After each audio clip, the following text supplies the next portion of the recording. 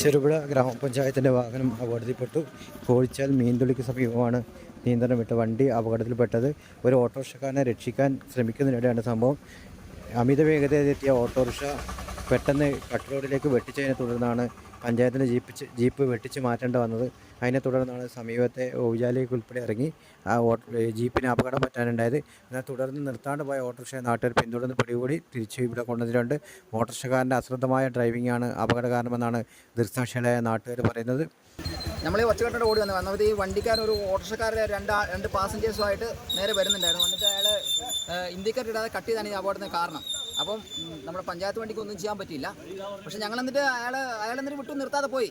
ഞങ്ങൾ അയാളുടെ പുറകെ പോയി അയാളെ പിടിച്ചുകൊണ്ട് ഇവിടെ നിർത്തിയിട്ടുണ്ട്. ഇപ്പം ശരിക്കും പറഞ്ഞാൽ സംഭവിച്ച തെറ്റുകൾ മുഴുവൻ ആ ഓട്ടോറിക്ഷക്കാരാണ് ഉണ്ടാക്കിയത്. പഞ്ചായത്തിന്റെ വണ്ടി നിർത്താണ്ട് വന്നെങ്കിൽ ഓട്ടോറിക്ഷക്കാരില്ല, അടിച്ച് തകർന്നു പോകും. അവൻ അത്രയും എന്നിട്ട് അവൻ നിർത്താണ്ട് പോയെന്നുള്ള അന്നേരം ഞങ്ങൾ നാട്ടുകാർ ഒന്നും ചെയ്തില്ല. സൈക്കിൾ പോലും ഓടാത്ത വണ്ടി കൂടെയാണ് ഓട്ടോറിക്ഷ കട്ടറോട് കൂടെ അങ്ങ് കൊണ്ട് വാഴത്തോട്ടത്തിൽ ഇതാക്കി കൊടുത്തു. ആ വണ്ടി തെന്നി മാറിയെങ്കിൽ ഞങ്ങൾ രണ്ടുപേരും ചെയ്യും പോയനെ.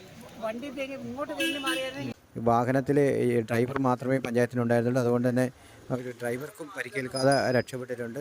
രാവിലെ മുതൽ തന്നെ പഞ്ചായത്തിൻ്റെ ഈ മേഖലയിലെ രക്ഷാപ്രവർത്തനത്തിൽ ഏർപ്പെട്ട വാഹനമാണ് ഇപ്പോൾ അപകടത്തിൽപ്പെട്ടിരിക്കുന്നത്.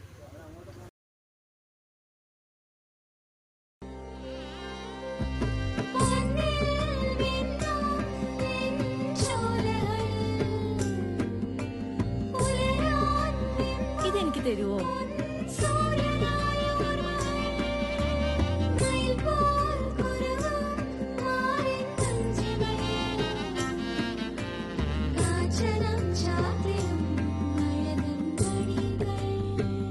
ചില ബന്ധങ്ങൾ പവിത്രമാണ്. കണ്ണും നിറയും മനസ്സും നിറയും.